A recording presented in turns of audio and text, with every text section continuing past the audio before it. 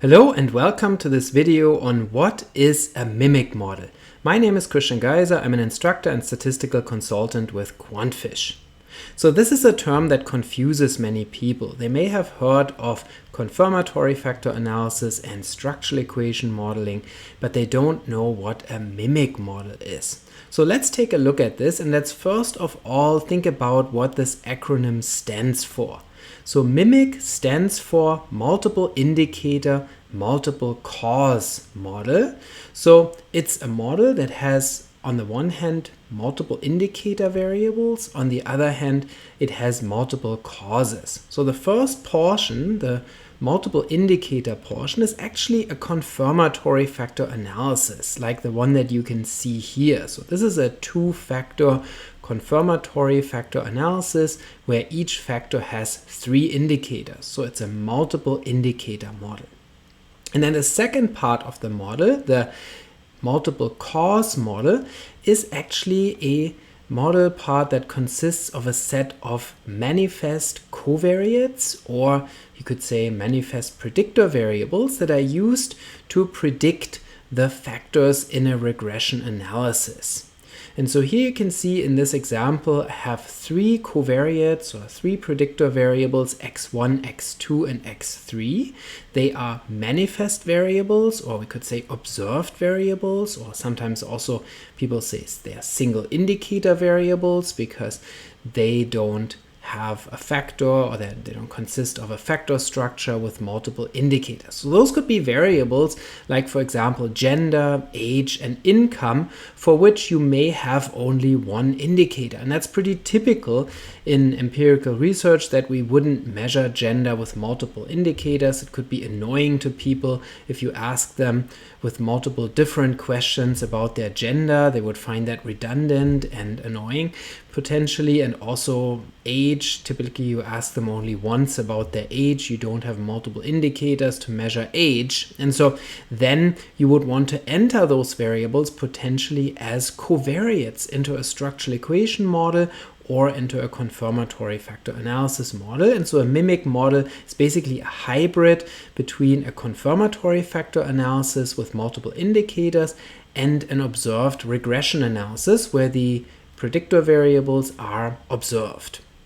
And so in this model, the predictor variables can be correlated, like in standard regression analysis, and also the latent factors have residual terms associated with them, here denoted as R1 and R2. So those are latent residual variables that characterize variance in F1 and F2 that is not linearly related to X1, X2, or X3. And those residuals R1 and R2 could be correlated, which is not shown here in this path diagram to avoid clutter.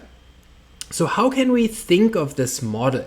You can think of this model in different ways. So one is, you could think of it as a multivariate regression model with latent dependent variables or latent endogenous variables and observed exogenous variables. So this would be sort of like a semi-latent multivariate regression model. And that's one way to think of it. Another way to think of it is in terms of a confirmatory factor analysis with covariates of the latent factors.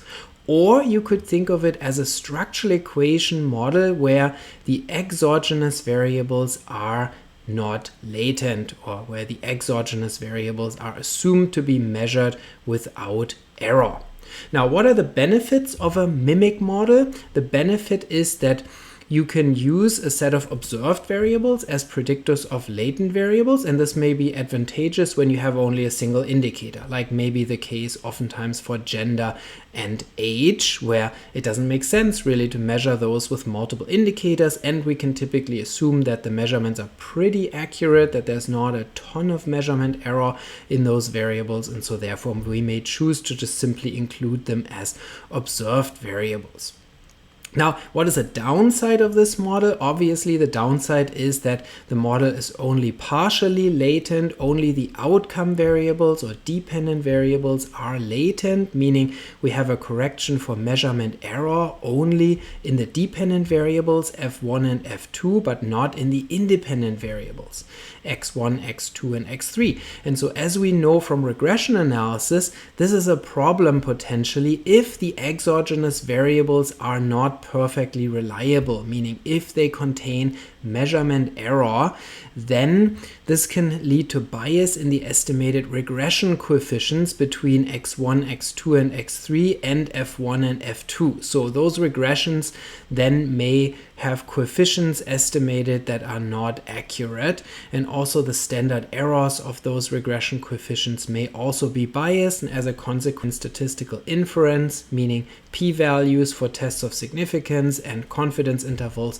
may also be inaccurate. So that is the same problem that we have with manifest regression analysis, where all variables are observed and no variables are latent, that those may lead to biased results if the exogenous or predictor variables contain measurement error. So this model you would typically only use if you can reasonably make the assumption that x1, x2, x3 and other observed predictor variables potentially are measured without error, or at least with minimal error, meaning if you can assume that they are near perfectly reliably measured in the sense of classical test theory, meaning if they have reliabilities that are very close to 1.0, meaning almost 100% of the variance in these variables is true score variance. And this can be assumed reasonably for variables such as age. If you think that people are honest about their age, they probably know what their age is, so there won't be a ton of error in this. Also gender, if they're honest about their gender,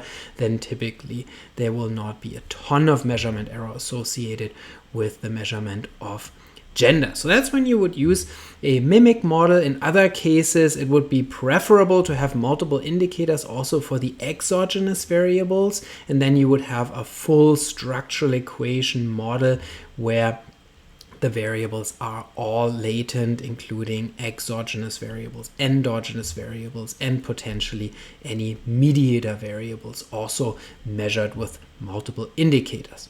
I hope you found this video useful to learn about mimic models. If you did, please subscribe to this channel. Don't forget to check out the show notes for additional resources, including workshops that we offer through QuantFish, and I'll see you next time.